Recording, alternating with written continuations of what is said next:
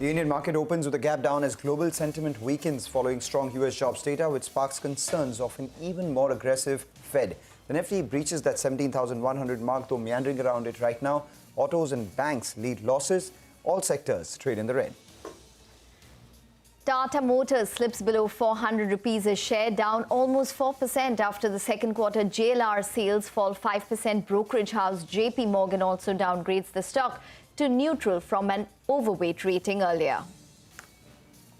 Bandhan Bank corrects after reporting a massive decline in their CASA ratio. The share of the retail deposits also declines sharply. Atul Auto announces a preferential issue of warrants worth around 115 crores, with well-known investor Vijay Kedia set to invest around 100 crores via the issue. Post the conversion, Vijay Kedia's stake in the company will rise to 18.2%. The Enforcement Directorate moves the Supreme Court, challenging Delhi High Court's order to quash the probe against Indiabulls Finance. The Supreme Court is likely to hear the case later today. Stock down 9%.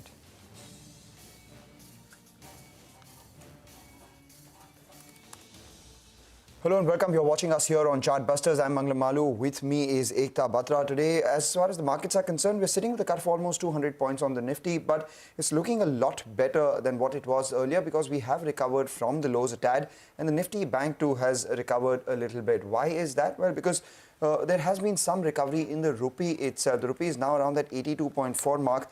Recovered a good amount from the lows of today's trading session as we speak, closing in towards the higher point of today's trading session. Where do we go from here now? Aditya Agarwala joins in for a quick technical check on the market. Aditya, there was belief that around that 17,000 mark, the 200-day moving average comes in as a support. But right now where we are is in the middle of, no man's land. 17,100, we're lower from the resistance zone and a little higher from the support zone. Good morning, Manglam, and thanks for the show. Not clearly, to be honest. The support zone was somewhere around 17,070. That happens to be the 61.8% Fibonacci retracement level of the previous up move from about 16,800 to the recent highs of 17,400. So technically, this was a support area around 17,070 to about 17,050. The first support has been held. My sense is the market could see a bit of a short covering rally from here, maybe closer to 17,200 is where I'm looking at. Another 100 point from here on, but I don't see too much of a rally, Manglam, to be honest. A market could remain choppy and volatile, and if just in case 17,070, 17,050 levels break on the downside, chances are high we can slide all the way down to 16,800 or maybe below that. But mind you, this could be the last leg of selling pressure that we are going to see. But traders need to be very cautious. At the moment, 17,070, 50 is the immediate support zone. Maybe you can put a stop loss there closer to about those levels and look for a minor short covering trade in the markets for at least 100, 120 points. But that will be it. I don't see too much of a up move in the markets from these levels. So trade with cautious both on the Nifty and the Bank Nifty. Okay, all right. So you are expecting some amount of downside for the Nifty, but probably capped at 16,800.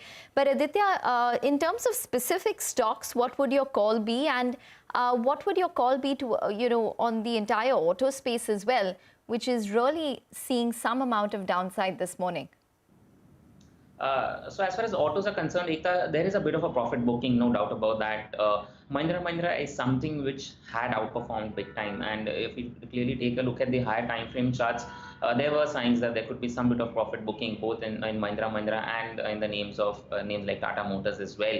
The two-wheeler stocks have also corrected significantly in trade today, especially Hero MotoCorp. So I don't rule out a further leg of correction in these stocks, especially the ones which did rally significantly. Like names like Mahindra and Tata Motors can correct a bit. But apart from that, I don't see too much of a correction in autos. They could be in line with markets. But apart from that, I don't see too much of a correction in autos. Coming to stock-specific ideas, Voltas is something which is looking weak on charts, is on the verge of a breakdown from a neckline of a head and shoulders pattern. So traders can go ahead and initiate fresh shorts here for targets of 860 on the downside, put a stop loss at 910 on the upside. The second stock recommendation is a buy actually. It comes in Tata Chemical. If you take a look at the way the stock has bucked the trend, it's broken out from a consolidation pattern heading to new all-time highs. There is enormous strength in the stock and volumes are also suggesting the same. So traders can go ahead, buy at current levels, look for a target of 1260 to about 1270 on the upside with a stop loss at 1170 on the downside. Chemical stocks have been doing well, and Tata Chemicals, like you pointed out, has been at the top of that list with a 2% gain as we speak right now. A good outperformance. Just before we slip into the money control segment, just keep an eye out on Axis Bank. That's the one stock from the banking pack in an otherwise underperforming banking pack, which has recovered a fair amount from the lows and currently moved into the green as well. Let's stick with the banking pack itself. We have a special segment where we get you ideas for profit coming in from our colleagues at Money Control Pro, and Madhu Chanda joins in with a stock that she's been tracking closely. It's a bank. AU Small Finance Bank has all the right ingredients to take its pole position in the financials pack. However, in the past 6 months, the stock has underperformed significantly as the street wasn't too happy with the first quarter performance, marked by lower interest margin and trading losses. However, with return to normalcy and a good festive season, this retail-focused lender is ready to witness a strong second half. Asset quality is back to normal, and with building up of a stable deposit base, we see no significant risk to its interest margin despite its large fixed rate book. While investment in network and technology has kept the cost elevated and worsened the cost to income ratio, we feel investing for the future to gain market share is prudent. The bank has recently raised capital and ready for a growth journey, and investors should not focus on the optically expensive valuation and rather look at the earnings trajectory ahead. Welcome back. Well, it's a weak day for the market, so let's concentrate on a couple of companies. Polymedic is in focus. That stock, in fact, has outperformed, giving returns of around 17% on a month-to-date basis. The company is likely to benefit net from the depreciation of the rupee, as it receives over 65% of its revenue from exports and around 70 to 75% is dollar denominated. Raw material prices too have corrected from highs. To understand what this could mean for the company, we have with us Himanshu Baid, who's the managing director at Polymedic, joining in now. Mr. Baid, hi, thank you very much for taking the time out. So overall net, you should probably benefit from the rupee, which is depreciated around 10% plus this year.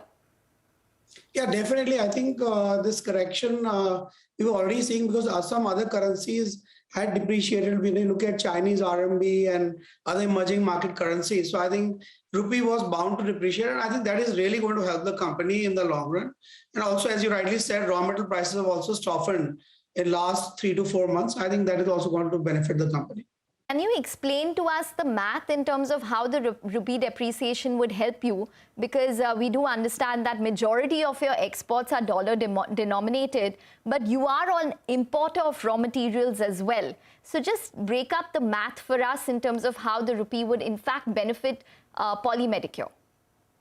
So when we net off our imports and exports, so we will have almost our surplus of around $50 million, let's say, when we net off everything.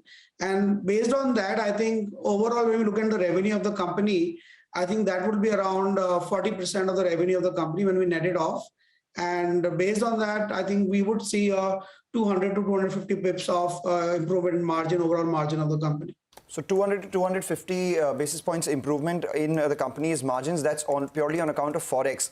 How about raw material prices and freight costs that have begun to correct? Because, I mean, the first quarter margins were sub 19%. In the past, you've done levels upwards of 23, 24% as well. You've given us, a guidance of 24 to 24.5% for FY23. Just wanted a, range for the second half of this year. So I think the first quarter was also, there was the impact of some M2M losses on investments. And that is the reason the margin went down. But I think now the investments have, become positive also. And also the margins have improved because raw material pricing started correcting in July, August. So we will see more improvement happening in quarter 3 and quarter 4. But from quarter 2 onwards, we are already seeing a positive trend. I can't talk about the numbers right now because we are in a quiet zone, but definitely the numbers will look better. And what about, growth itself in FY23? Your target earlier was 20%. 16 to 18% was exports. The rest was domestic. Can you give us a sense of whether you're tracking in line with that? Is there an upgrade, downgrade to that guidance that you had provided earlier? I think the guidance stays where it was in the beginning of the year. We might do slightly better, but 20% plus is definitely on the cards. And the components as well, export and domestic. Yeah, so I think when we look at that breakup, I think 1/3 would be domestic and 2/3 will be export. And export actually have grown better in last few months, but I think overall we see exports growing to around 20% plus and domestic market growing to 25% plus. Okay. I just wanted to get more sense in terms of your domestic business, because we do understand that you've started manufacturing dialysis machines indigenously by the company, and you are looking, you placed around 80 in FY22, you're looking to place around 100 this year. How many have you already placed? What is the pricing as compared to MNCs at this point? And what is the capacity that you're functioning at? Just to get a sense in terms of what demand we are seeing from this particular segment for the company. So till date, we have placed around 140 machines, dialysis machines, till I would say till September of this year. And we see a good traction in the market. We are probably 10% to 12% cheaper right now because the volumes are low. But as the volumes start picking up, I think the economies of scale will kick in. And next year, we target to sell around 500 machines. That's the plan. Okay. I'm sorry, I didn't get your last guidance in terms of the total numbers of placement of dialysis machines. So we have placed already 140 plus machines. Yes, but now. And next year, we're planning to place around 500 machines. 500. Okay. And that's on the domestic market. What's taking place with your US business? Currently, it's around sub 2% of sales or just about 2% of sales. But you have, tied up with a distributor in the US. You are waiting for US FDA approvals to come through. You said that there were some delays which had taken place. Where do things stand at this point? When can we see the US FDA come and probably inspect your site or your plants? So we have applied for the 510K approvals for 2 major products. And the final filing will take place in, I think, next 2 to 3 weeks. And we expect that maximum by end of the year, we should have our approvals in place, because these were 2 outstanding queries and which we had to make some new tests on the products based on the new guidelines we got from US FDA. And I think by end of the year, we are very confident that the approval should come through. And what does that mean then in terms of your revenues? Because I remember you wanting to scale this up to around $10 to $15 million. Yeah, I think we are looking at, let's say, if you look at 3 to 4 years period, and I think the most important thing what we see right now is not only for the products we have applied for FDA, but also there are new inquiries coming from the US because of this current China Plus One strategy. I think that is a very interesting area we are focusing on right now. And hopefully, the numbers could look very different, but, I'm just keeping a very, let's say, measured outlook. But definitely in 3 to 4 years, we could see $10 to $15 million, even more actually going forward. And what about, the PLI that you had? What's the update on the in vitro diagnostics PLI? So I think we have 2 PLIs. So one is for the dialysis and renal business. So that's ongoing, continuous. We're already investing in that business. And as you know, already we have I've given a guidance for 100 crores for this year for our renal business, which was a new business we started a few years ago, and it's scaling up pretty quickly. In vitro diagnostics also, we have started scaling up. We have added some new products. So totally now we've added around 20 products in that new approval. So again, we are building this business up. I think it will take a few years to build up.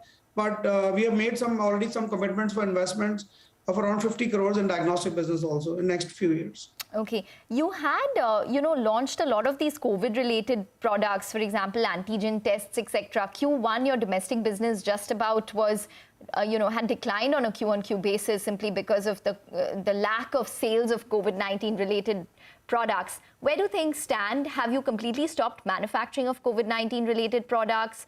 Are you looking at utilizing those plants for different capacities? So I think this was primarily scale up of respiratory care products, which were needed during the COVID-19.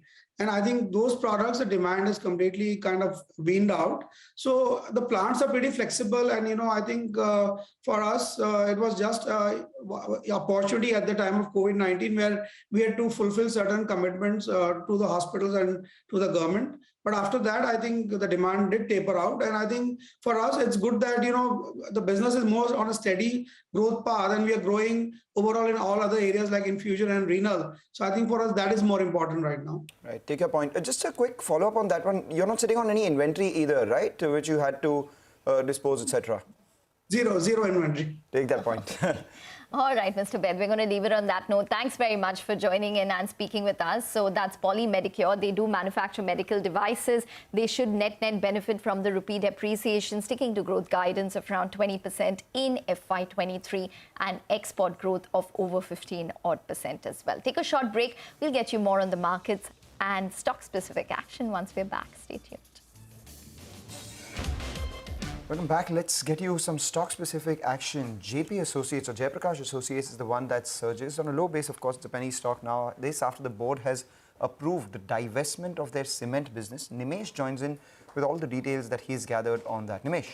Hi, Mangalam. So it's not only JP Associates but JP Power as well. Even both the boards today have approved selling their non-core assets. So for JP Associates, the board has approved to sell the majority of the cement assets. Now, if you look at the annual report, they have a installed capacity of 10.5 million ton, according to the latest annual report for JP Associates. So that's the first information. The second is even the JP Power board has approved selling the grinding unit. Now, what I understand from sources, a large conglomerate is going to buy the entire assets of the JPA group in today's deal. So that's the word from the sources. Now, if you look at the proceeds of this cement assets will largely be used to pay the debt according to the press release as well. So if you look at the group debt for JP Associates, it's close to 28,000 crores, which includes both short-term as well as long-term debt, and majority of the money which they will receive from selling the cement assets will be used to pay the debt. Now, the most critical part for JP Associates is one, the shareholders won't benefit anything because most of the money from the asset sale will go to the lenders. But what is important is the SBI, which is a lead banker in JP Associates, they were almost pretty much close to tracking the company to NCLT. Now that the proceeds have come or will come, there is a very high likelihood that the lenders will not take JP Associates to NCLT. So that's a benefit as far as the JP Associates is concerned. For JP Power, it's a small grinding unit is what I understand, a small money that they will get by selling this particular asset. And again, that money will be used to pay the debt in JP Power Venture as well. So official announcement from both the group is they are looking to sell the large part of the cement assets as well as the non-core assets, and the proceeds will be largely been used to repay the debt. Okay. All right, Nimesh, important story there. Thanks very much for joining in. Well, let's shift focus to banks, where Bandhan Bank is trading under some pressure. This is on the back of a tepid business update for Q2 FY23. Abhishek Kothari is here with the details on Bandhan. Well, Bandhan Bank came out with its pro forma business update. Nothing home to write about the loans, given the fact that, in H1, their loan book hasn't moved much from the FY22 numbers. So they are losing sheen on retail deposits as well. So the book in H1 has remained flat when compared to FY22, 99,374 crores when compared to 99,338 crores that we saw in FY22. Overall, the advances growth was about 21.7%. YOY and about close to 2.8% sequentially. There has not been a significant improvement in the collection efficiency. The collection efficiency for September was at 97%. This compares to 96% in June and about 99% that they had in March. So from March level to now, the collection efficiency has actually declined by 2%. CASA ratio has dipped. We have seen a decline of CASA ratio of almost 240 basis points sequentially to 40.8% when compared to 43.2% in the previous quarter. In the overall liability side, the retail deposits have also shrunk massively by about 520 basis points sequentially, coming down to 74.1% when compared to 79.3% in the previous quarter. Back to you. All right, Abhishek, thanks a lot for that. That's about a couple of stocks which are in focus. But if you take a look at the market, on a frontline basis, you would see that there is a fair amount of red, but individual stocks, and it seems like they're in a market of their own. We have Garden Reach Shipbuilders.